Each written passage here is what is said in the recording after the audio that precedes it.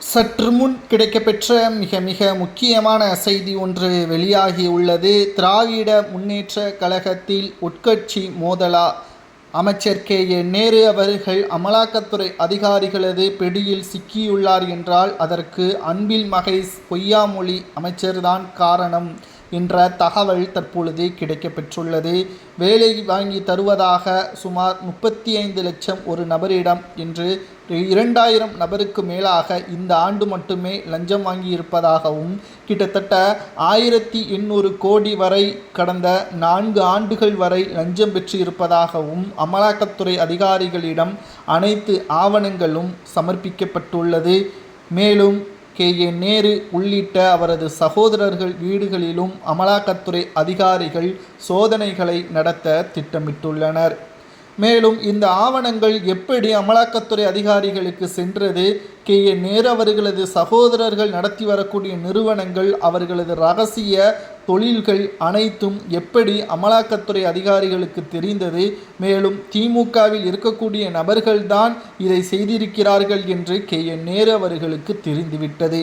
மேலும் திமுகவில் நேரு அவர்களது இடத்தை பிடிப்பதற்குத்தான் தற்பொழுது அன்பில் மகேஷ் பொய்யாமொழி அவர்கள் திட்டம் போட்டு வருவதாகவும், 2026 சட்டசபை தேர்தலில் திமுகவின் அடுத்த கட்ட இளைஞர்கள்தான் முக்கியத்துவம் கொடுக்கப்பட வேண்டும், வயது மூப்பு அமைச்சர்களும் நிர்வாகிகளும் அரசியல் ஆலோசகர்களாக இருந்தாலே போதும், மீண்டும் இவர்களுக்கு வாய்ப்புகள் வழங்கப்பட்டால் அதுவே திமுகவிற்கு தோல்வியாக மாறும் என்பதை ஏற்கனவே நாம் பார்த்திருந்தோம். உதயநிதி கூட ஸ்டாலின் அவர்களிடம் இதைத்தான் தெரிவித்திருந்தார். மேலும் வயது மூப்பில் இருக்கக்கூடிய நிர்வாகிகளுக்கும் இளம் தலைமுறையினர்களுக்கும் இடையே மோதல் திமுகவில் ஏற்பட்டுள்ளது.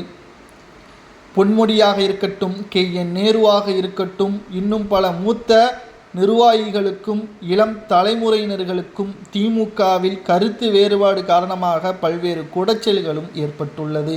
இந்த நிலையில்தான் தற்பொழுது அன்பில் மகேஷ் பொய்யாமொழி அவர்கள் மூலமாகத்தான் நேரு சம்பந்தப்பட்ட ஆவணங்கள் கசிந்திருப்பதாகவும், இதற்கு முழுக்க முழுக்க அன்பில் மகேஷ் பொய்யாமொழி தான் காரணம் என்றும் அரசியல் வட்டாரத்தில் பேசப்படுகிறது. 2026 சட்டசபை தேர்தலில் நீங்கள் என்னதான் அடித்து கொண்டாலும் வெற்றியடைய போவது திமுக கிடையாது.